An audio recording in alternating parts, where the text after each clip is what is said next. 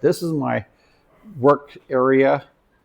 And kind of, yes, a little bit. It's not exactly kind of a control chaos here, but it's functional here. So let me go through all this stuff here, little by little here. This here is workstation I kind of keep here. And unfortunately, the hard drive died. But even though the hard drive is dead, I actually work in what's called my Linux Tails. This is actually my portable computer system here, and it's designed to, frankly, be portable. I can plug it in pretty much any computer. If I'm able to boot up correctly here, it'll pop up. Even with a dead hard drive, it still kind of work and function. This is kind of a security thing. A lot of journalists use this when they're in, let's say, hostile areas. Very so basic. Essentially, that's their computer. They can take it, put it in the pocket, walk it away, and they do what they need to do. But everything here is essentially functional. You have a word processor, internet. If actually had right now, I'm setting up to do a what you call it. I'm trying to set up Tails to do it here too. This is my phone system here, and let me back up a little bit here too. This here was the original router modem for the house, and those are your techies here. That is a fiber port. So we actually had fiber optics here. This is 10 years ago when we got this. I was shocked. Some of my areas in my community don't even have this, and yet here we are about 2 miles from the jungle, and you got fiber optic here. This is my old Wi-Fi access point. I actually ran through up there, outside, and on the porch to provide Wi-Fi to the compound here. This is old technology. It's a little slow. It's probably like 4G-ish technology. So technically be usable. I have a new system now here. This is the current system provided by Viettel. That's the modem. And this is their router. I bypassed it to use my own. Okay, you can see here. Reason for the twofold here. I don't have to mess with that. Okay, and I have my own privacy situation set up here, so I can set up firewalls. This is a really cheap T-Link. I think a $60 router. Got from Walmart. So configured correctly here, you can be pretty effective when it comes to keeping yourself secure overseas. This is my UMA IP phone. This basically, it rings as if I'm in Apple Valley still. So in fact, I even get my instant text messages through here too. So I can really call my brother, everybody, my wife, right here as if it's in the Apple Valley. This is actually one workstation. This is, like I said, the keyboard, 2 monitors. This is my more modern Windows 11 laptop, Lenovo here. I really like it. Nice and light. It's a little underpowered, but all I need to do is get access to the internet, because most of the time I work with this stuff here. Bear with me here. I got some stuff we probably should close out. I work with my workstations back in the States. I have remote access to several workstations there. So all I really need is internet access here. And I usually have one computer. That said, I have one workstation in Apple Valley set up in this one, another one set up in there. It works out pretty well. This is my portable drive. I keep it with me everywhere. It's diagnostics plus storage. It's got a lot of stuff on here. I used to carry, a whole other laptop, floppies and hard drives, whatever. This here replaces about 20 pounds worth of stuff I used to carry around. This is additional diagnostics, Linux access, so on and so forth. There's an actual phone that works. This is my U.S. phone. I keep around just in case I need when I get back to the States. I use this headset to plug into here if I need to do some audio video stuff, and that's a cheapy Logitech what you call it, webcam. This is kind of my throwaway, and a lot of us equipment here, I assume it's going to stay here or I'm going to lose it, so I keep everything kind of low profile here. Like I said, this laptop here is pretty old, Windows 8 era, but it's still got a lot of power. It's fantastic for a Linux workstation. Oh, see on the sale line here.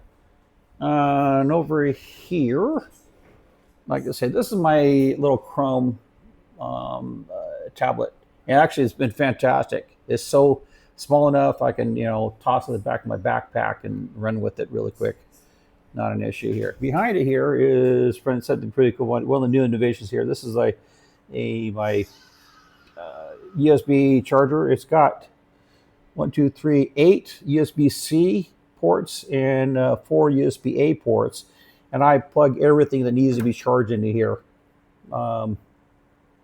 And it works out fantastically. And it whopping $30-40 on Amazon. Works out great. These here are my power supplies. And instead of getting one big one, I have 4 small ones. Reason being, it's easier to carry these in my pocket. And they usually last more than a day or two in case I need it. I use rubber bands a lot. I keep a cable on here. There we go there. I use these bone conducted headsets a lot. I love them. They're fantastic. I also have the regular, and regarding my headsets here, I also have a standard in-ear headset. I don't know what the brand of it is, but it works fantastic here. This is my latest camera. Basically, the Deke little body cam. It is, let's see here, it's magnetic, plugs into here. I can use it, stick it on my body, and it goes everywhere. And it was a whopping $30-40. I didn't think it would work as well as it did, but I just took some pictures, some photos. We have it's lots of accessories with it too. Where does it have? Nothing in here. It comes with I think 40 to $60 on Amazon. It comes with all kinds of accessories. One of those cheapy Chinese ones, but it works fantastic. But took a few hours of video around here with this, basically strapped to my body and then strapped to my motorbike. Works fantastic. This here is extra USB charger. When I go on the road somewhere, I take this around, double port. Works out fantastic. Something I want to show. Where are I here? Oh, this is my to-go bag. And here is my latest thing I got for Vietnam. These are my portable glasses because I'm that old. And these are actually prescription. They are set anti-UV protection, anti-scratch. It's the prescription is for reading purposes. I can see about 3 feet in front of me with this very clearly. And I keep it in portable here in case, well, frankly, if I need to read something, there it is. So, by the way, here too, these are lottery tickets here. This is Vietnam's way of taking care of the poor. They don't have let's say, a welfare system per se. You sell these lottery tickets, you keep and those patrons keep the balance of it. So anyway, I think that's about it. This goes with me pretty much everywhere and whenever I'm going mobile. I have a big old pouch. Even if I go to the airport, I put this in, load it up and go. Have some to-go money in here. And I usually stick, it's big enough I can stick a couple phones in here. You obviously got my glasses and I have a couple headsets in there. And yeah, that's all I really need. And also too, I always keep, believe it or not, hard notes. Just in case something happens. So I think that's about it. Like I say, this is made it very functional. Most of my stuff that I work with is actually in the States. So I just need remote access, which I am set very capable. I am going to leave out how I do it. But it is very functional, very, very secure, and works very well. So let me give it. Oh, by the way, here too, there's a camera system. This is set up to watch over my mom. This came from Vietnam, a little bit sketchy. This is a that use PoE. That's a PoE device there. That basically powers the cameras there. A little concerned about it sparking up here. We're at 220 volt here, so I'm a little crazy about that. Oh, that's right. I should tell you here too. Little history here. Long time ago, we used to use these to plug into something that looked like that. Okay. This is multi-international plug, so on and so forth. But for the most part, they use these universal type of plugs. That's kind of what's used now. Okay, so your standard US 2-prong plug works in here, along with the round plugs that the Asians use. So that's been pretty much a non-issue now. I never ever use these anymore. I keep this around just in case. Okay. The only issue and on top of it, most electronics work on 110, 220 without an issue. You just plug it in and go. The issue is going to be actually using kitchen appliances. Because if you use U.S. kitchen appliances at 110 and you plug in 220 over, you're going to fry it. You're going to fry them pretty quick too. And so it's something else here too. The U.S. The microwaves here work way faster. I zapped onto my food by accident here. So anyway, a quick run over real quick here. Oh, by the way, too, I have extra phones everywhere just in case. This is a spare phone. And I should mention here too. Internet access 20 years ago was pretty challenging. We had a bunch of DSL. Had to go to a internet cafe. They were everywhere, but they were basically using DSL, and had some cell phone stuff, 2G, 3G stuff, back 20 years ago, and then it seemed to be leaped. The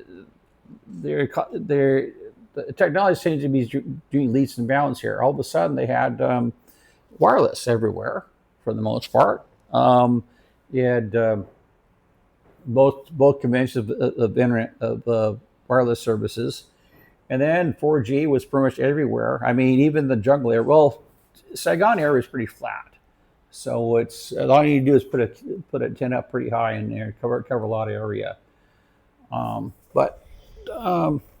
It went from, and then on top of that, this is 10, 15 years ago. This is fiber optic, and we're in the middle of the jungle. So for the most part, some parts of here, they leaped over what we had in the United States. And then recently here, 5G is everywhere. I mean, I have a hard time finding someplace that does not have 5G, let alone 4G, LTE, whatever. And so it's got coverage everywhere, and that's what everybody pretty much relies on, 5G. I mean, we have areas in the States where you have, in fact, my own house, my 5G coverage is limited. I have to actually boost my own internet to get my phone to work properly. We don't have to do that over here. So, and that said here too, most of the modern phones, like this phone here, it has a SIM port here. Whenever we used to have to swap the SIM cards out. I'll show you here. This is where Viettel 5G SIM that they have around the corner. You swap the SIM cards out, all of a sudden you're running a Vietnam phone. And the data has been fantastic. The challenge here is I can't get any text messages off my US phone while I'm doing this, and for good reason.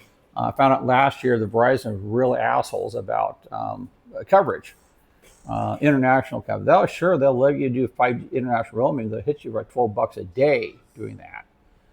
So it's better just to get the local SIM here. And by the way, too, my phone and my Danny's phone, most all the modern phones are accept eSIM, so I don't really need a SIM card. You just need service and configure your phone accordingly. So nowadays it's pretty. Long story short, the technology here is as good, if not better, than frankly US.